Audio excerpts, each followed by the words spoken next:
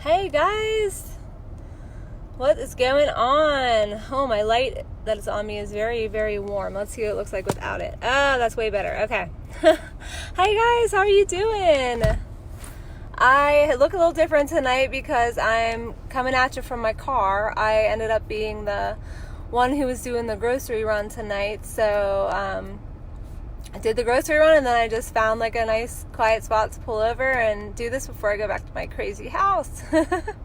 Whose house is crazy right now? Like literally, like I feel better just sitting alone in my car for 10 minutes. It feels so good. I know you guys can understand that. So give a shout out if you're watching. You could do hashtag live or hashtag replay. And just a reminder that I'm just showing you guys how to find your own light inside of you and your own wisdom inside of you. So I am merely a reflector for you to show you how awesome you are. I just want to remind you that you're awesome and that you have everything that you need right inside of you. Okay, so today's about setting intentions and letting them go. Hi, Laurie. So intentions are very important.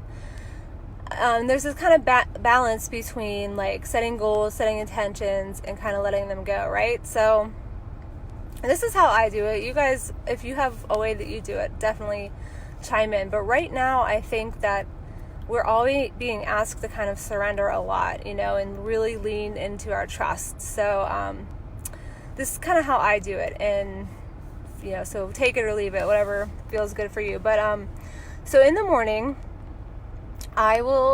before I get into the craziness, I will just think of maybe 2 or 3 things that I intend to get done or enjoy or be present for or anything like that. So for example, today, one of my intentions was to get 2 loads of laundry done. One of my intentions was to get a grocery list ready and kind of like unpack the old stuff from the fridge and reorganize all the food and that kind of stuff. And then another one was to send out an email to my subscribers. So I set those intentions and then I just let them go.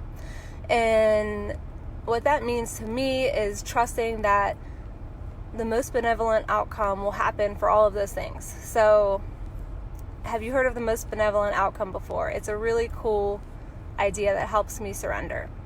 So I don't know about you, but I believe in a plan that's greater than mine. I believe that we are supported by the universe, whether you want to call it God or Source or Buddha or whoever, or several gods or whatever you believe in. I believe that we are supported and there is a divine plan. So letting my intentions go out there means that they will happen in the best way that's possible for all parties involved. So for my kids, for my clients, for my family, for anybody that's involved in what I am intending, by me letting them go, the best possible thing will happen. Even if, this is the tricky part, even if my human self doesn't think that worked out the way that I wanted it to, I have to lean into the trust that it worked out the way it was supposed to. So that's the hard part. Not saying it's easy, but it's so much more comfortable to let it go. It's so hard for me to control everything. I just can't do it anymore. There's too much that's out of our control right now. So now is a really good opportunity to just surrender and trust. So the most benevolent outcome. So the trust that the universe has our back, and whatever happens, even if it looks weird, we are trusting that it's all working out in the way it's supposed to. Okay, so I'm looking over at my notes here. So then, you go through your day, and if you're like me, things get crazy and your kids go wild and you're supposed to be working from home, homeschooling, doing 20 things, and it's hard. So sometimes I'll get stuck thinking like, oh, I really wanted to do such and such and it doesn't seem like it's happening. So what does surrendering look like in those moments? Okay, to be completely honest, for me, a lot of times it looks like crying in the bathroom. I swear to God, like sometimes that's what I need to do to fully let go. And after that happens, I feel so much better. It's such a relief to fully let it go. But sometimes it does look like crying in the bathroom, honestly. It can also look like asking for help. I'm someone who's still learning every day to speak up more and to ask for what I need and just speak about my needs more. So sometimes that can feel scary to me, and I'd rather say that I am fully in control of my own self and I don't need anyone, but that's not the reality. So sometimes surrendering for me looks like texting someone and saying, can I call you right now, because I need you. I need you to talk me back from the ledge, and I just need you. So sometimes that's what it looks like for me, just being vulnerable and saying I need help, and whatever that looks like. It could be like a text or a phone call, or before this whole thing, it was like asking my sister to come over, or can I meet me somewhere or something like that. But luckily we have FaceTime and lives, and so we can still kind of get that feeling of togetherness, thank God. Okay, so that's what surrendering looks like for me. It's also acknowledging that you're not in control of really anything, to be honest. I mean, if you want to broaden it like that, it's kind of true. Like, only thing that we can control is like our anxiety, which is doing nothing for us. It's our worry, so that's really not helping anything. So our practice right now is to drop it and drop it and drop it. It's going to come up at us, and we're going to drop it again. But it's also embracing the situation that you're in, which can be hard. So in finding the one thing that you can do, as opposed to feeling powerless of all the things that you can't do. So for me today, that looked like sometimes just sitting on the floor while my kids completely lost it around me, tantruming, screaming at me that there was no food that they like in the house, screaming at me that they don't want to do their schoolwork, the 2-year-old just following the other one. So it's like when one starts to lose it, it's like dominoes. But today, surrendering looked like just picking a spot in the living room, sitting there, embracing what was going on, and acknowledging also that it wasn't my fault. Sometimes I get caught in that, like, I should be able to control this. I should be able to calm them down. Guess what? We're not in control of anyone else's emotions, okay? We're not responsible for anyone else's emotions. They need to handle their own. Even if it's a child, all you can do is hold space for them. That's all you can do. And that's hard for me. I'm not going to sit here and say that's easy. That is hard work. And so it was a hard day. How about for you guys? Did anyone else have a really hard day? Like, seeing my kids emotional and saying things like, we don't have any food in the house, which isn't even true. But hearing them say that just triggers me. Like, then my mind starts going and going, all the things that could happen. Could this happen? Could this happen? That's not helping anybody. So you have to come back to the present moment. And yesterday we talked a lot about grounding, which is where that comes in. So go back and check out that video if you didn't see it, because there's a lot of good tips on how to ground yourself. Because when you're trying to control everybody's emotions, you can start to get out of control yourself, and then like all we can do is surrender and come back inside ourselves. So that's like literally all I've been doing over and over. It's a practice. We are never going to be solved. And that's another thing I really wanted to talk about today, because yes, right now there's like a really intense amount of things that are throwing fear at us. But guess what? A month ago or 2 months ago, I thought that I was stressed out. Didn't you? Didn't you think 2 months ago that you were really stressed out? That there was so many problems? So yeah, right now it's worse. So when it gets better, you're going to feel better for a little bit. But then I hope this doesn't happen for you, and I hope that I can help you not let this happen. But a lot of times your human mind, a lot of people call it your ego, whatever you want to call it, that worry voice, everyone has it. and it's never going to go away, but you can learn to ignore it or just kind of like pacify it and say, okay, yeah, I hear you and your worry, and I also know that I'm okay. But that little voice is never going to be satisfied. It's never going to feel safe enough. It's never going to have enough money. It's never going to have as many followers as it wants on social media. It's never going to have enough approval. It's never going to be satisfied. So just let it be there, and then come back in and say, I hear you, little voice over there, but I also know that I am divine and I am supported, and the true me does not worry about that. So that's something that has been tricky for me, because what I've noticed is like, that little voice will pick something to worry about, and then as soon as that worry is gone, it replaces it, just like that, boom. Have you guys had that experience? It's super frustrating, but grounding yourself, like we talked about yesterday, is the first thing to do when that starts happening, because only when you can get really grounded and centered can you figure out what will help you. So if you haven't seen that, go back and watch it, and then come back and watch this again about surrendering. Okay, I'm still looking at my notes over here. Please comment if you have any questions or suggestions, or just say hi. I love connecting with you guys. I really look forward to it. Especially right now, it's like just something that I can do to help. Like I just have such a desire to help. Okay, so we talked about the most benevolent outcome.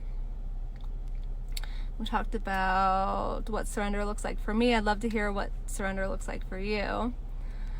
So sometimes I'll just give myself permission to not do anything or have any goals for like the next 4 hours, let's say. And that just like relieves a lot of pressure. And then the funny thing is that a lot of times I'm able to do what I really wanted to do. So even though sometimes we think that stressing is getting us somewhere, it's really not getting us anywhere. And the cool thing is, if you say, okay, for the next 4 hours, I am putting no pressure on myself. I have nothing that I need to do. So the cool thing is, in the background, the universe is totally in action for you. So by letting go and surrendering, the universe goes into action. Synchronicities will start to happen. You'll get that phone call you were waiting for. Emails will start to come through. It's crazy. I have seen this happen in the past, month or so, that worrying is really, it's just not getting me anywhere, and it's stealing me away from what is working. So if you're having a lot of fear and anxiety right now, I want to tell you to think about everyone in your life that is healthy, every part of your body that feels good right now, every breath that you take that feels comfortable. Just focus on those things, and as you start, more things will come to mind to join them, which is cool. So if you start to think like, oh, my kids are so healthy right now, and so is my aunt so-and-so, and so is my mom, and so is this person, and so is that person, and try to focus on every single person, every single part of you that feels good, all the things that are working, and that will help you kind of just like let go of some of that fear. Because let's face it, it's uncomfortable, and there's just no need, it's not helping anybody for us to hold on to that. Okay, so I'm not going to keep you too much longer. The last thing I want to kind of talk about is another example, like a daily thing that helps me with my surrendering and my setting intentions. Okay, so as a mom, I'm not immune from the pressure from society, from teachers right now. I love all the teachers, and they have the best intentions, but they are, my daughter's teachers are really vigilant right now about asking for assignments and stuff, and so I'm trying to just be thankful that they care so much and not really take it on as like one more thing I have to do. But so yes, we want to make sure our kids are getting educated. Yes, we want to make sure they're eating healthy food. Yes, we want to make sure that they're not getting too much screen time and all that stuff. But let's face it, like, it's not really completely in our control, and once we acknowledge that, we feel so much better. Like, let's just all acknowledge that right now. Like, we can do our best, and that's all that we ever have to do.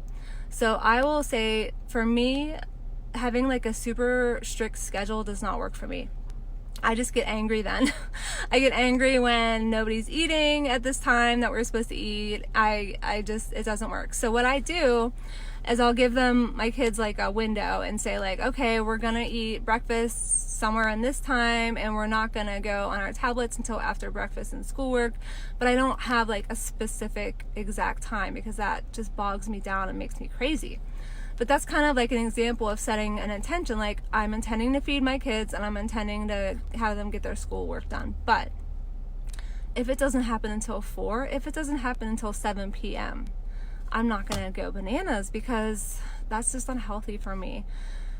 And your kids, they need you to be sane, they need you to be healthy, and they need you to be their safe spot. I talked about this yesterday a little bit too. Our kids need us right now to be their safe spot. And so we need to ask for what we need from our partners. From, if we have nobody around and it's just us and the kids, then we need to say to our kids, like, I need to go in the bathroom for 5 minutes and you guys are going to be fine. And I'm right here. I can hear you, but I need a physical small space for myself right now. So whatever that looks like.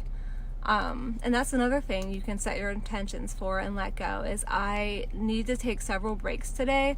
I need to eat a meal sitting down today, like stuff like that. Just say I intend for that to happen, and then universe, support me and help me to intuitively know when is a good time to take that break, because they do come up. You know, if you're kind of relaxed and you'll notice like, okay, everybody's okay right now, I'm just gonna kind of sneak away. We need to do that like hardcore right now. We need to take every break that we possibly can. So I'm just sending lots of love to you guys. I'm gonna be here every evening this week at 7. Tomorrow we are gonna talk about something else, and it's gonna be about like creating small habits to comfort yourself without going too crazy of like trying to do a new workout schedule or like a juice cleanse or something like that, but just little tiny things that that we can control. So tomorrow we're going to talk about that, and this whole week I'm just trying to help you guys to build that trust inside of yourself, because the whole world, we can't control it, but we can take a deep breath and we can just drop down into the center of our body and just realize that we're okay. Everything that we need is here. And I love you guys, and I'm sending you so much peace and love, and everyone have a peaceful night. Just love on your babies and just notice every single thing that is going well right now. So I'll talk to you guys tomorrow. Bye.